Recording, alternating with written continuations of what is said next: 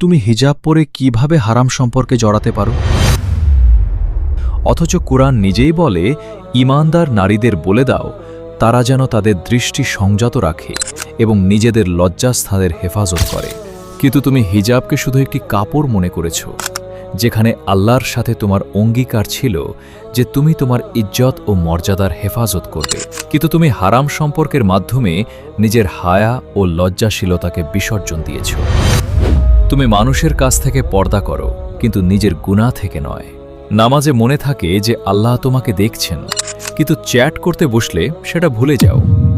সত্য কথা হলো, হিজাব তোমাকে মন্দ কাজ থেকে রক্ষা করার জন্য এসেছে, কিন্তু তুমি সেটাকেই মন্দ কাজের আড়াল হিসেবে ব্যবহার করছো।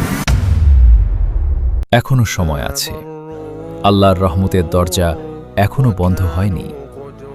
শুধু তোমাকে এই হারাম সম্পর্ক থেকে বেরিয়ে আসার সিদ্ধান্ত নিতে হবে। মনোযোগ দিয়ে শোনো, শুধু চ্যাট বা দেখা সাক্ষাৎ কমিয়ে দিলে হবে না, বরং সম্পূর্ণ বন্ধ করে দাও। নামাজ ও কুরআনের মাধ্যমে আল্লাহর সাথে নিজের সম্পর্ককে আরও মজবুত করো, যাতে শয়তান তোমাকে সহজে বিভ্রান্ত করতে না পারে। আর সদকায়ে জারিয়ার নিয়তে এই ভিডিওটি শেয়ার করো এবং এমন উপকারী ইসলামিক কন্টেন্ট পেতে এই অ্যাকাউন্টটি ফলো করো।